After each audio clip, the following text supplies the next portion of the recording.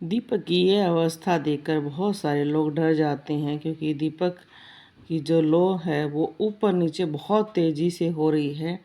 इसको ग्रामीण क्षेत्र में लपलपाना भी कहते हैं कि दीपक की लो बहुत तेज़ी से चलना और बिल्कुल शांत हो जाना। इसका क्या कारण है तो आपको इस वीडियो में पूरा बताएंगे, ज़रूर देखिए। बाबा का आशीर्वाद SPM चैनल आप हमें देखते हैं रोहतक हरियाणा से, और इस तरह की हमारे चैनल पर बहुत सारी वीडियो हैं।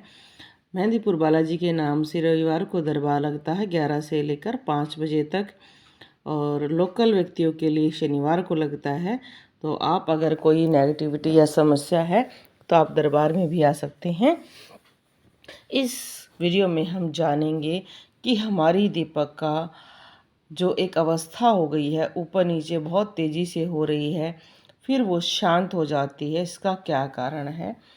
कई बार जब हम देखते हैं कि हमारे घर में नेगेटिव और पॉजिटिव शक्ति दोनों होती हैं, हम पूजा कर रहे हैं और हमारी पूजा से पॉजिटिव शक्तियाँ विराजमान होनी शुरू हो जाती हैं, पर कुछ हमारे घर पर तंत्र बाधा जो बार बार की जाती है, उसकी वजह से नेगेटिव शक्ति को हमारे घर आना पड़ता है। क्योंकि तंत्र बाधा के द्वारा, जो तंत्र बाधा होती है उसमें हमारे नाम के द्वारा ही चीज़ें आती हैं।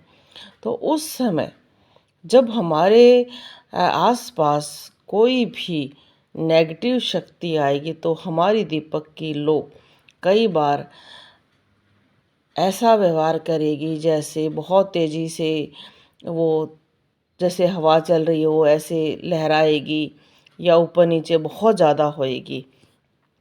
कई बार ये संकेत, अगर हमारी पॉजिटिव शक्ति बहुत तेज़ी से है या वो उग्र रूप में है या गुस्से के रूप में भी है, तब भी हमारे साथ ऐसा ही होता है। जैसे ज्वाला माई के अगर हम वहाँ दर्शन करने जाते हैं तो जो जोत बहुत ज़्यादा ऊपर नीचे होती है, लहराती है, उसको माता महाकाली का रूप कहा जाता है। ऐसे ही क्यों उन्हें उग्र देवी के नाम से ही जाना जाता है, वो संकटों को बहुत जल्दी दूर करती हैं। इसी तरीके से जब हमारे साथ तंत्र बाधा के कारण हमारे घर में कोई गंदी चीज़ आती है और हम पूजा पाठ करते रहते हैं, तब हमारे साथ भी ये अनुभव होता है जैसे सामने दीपक में हो रहा है।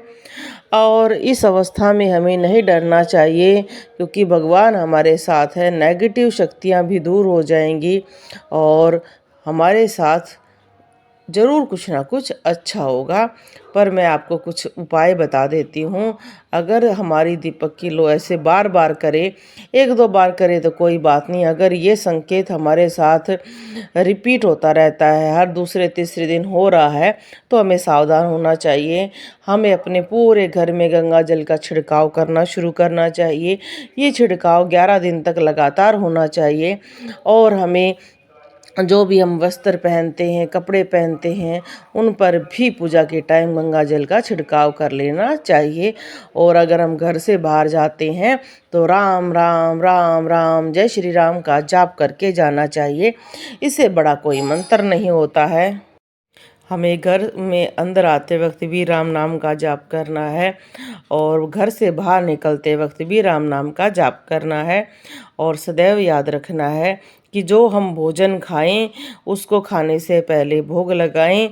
और अगर आप भोग नहीं लगा सकते हैं, आप बाहर गए हुए हैं, कहीं पर भी आप कुछ भी खा रहे हैं, तो ये पहला जो कौर है ये मेरे प्रभु का है, ये मेरे हनुमान जी का है, मेरा दूसरा कौर मेरी माता रानी का है और ये तीसरा मेरा भोजन है।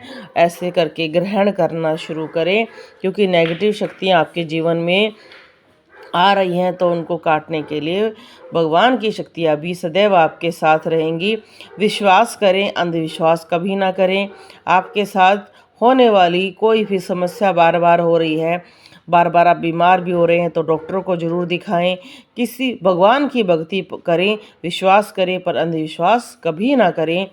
इस बात को सदैव याद रखें। भगवान सदैव सबका भला चाहते हैं और सबको प्रेम करते हैं। दीपक में ऐसी चीज़ें होती रहती हैं, ऐसा वो हमें संकेत दे रही है, पर उन संकेतों को अंधविश्वास नहीं माने, क्योंकि हर चीज़, जैसे हमारा शरीर है, कई बार वो भी हमें संकेत देता है कि हमारे साथ कुछ बुरा हो रहा है। अगर हमें बुखार होता है तो हमारा शरीर गर्म हो जाता है। तो इसका मतलब ये नहीं है कि हम किसी चीज़ को बुरा समझें, हर चीज़ आपके लिए सही रहेगी। दीपक की अलग अलग आकृतियाँ बनती रहेंगी। बोलो जय श्री राम।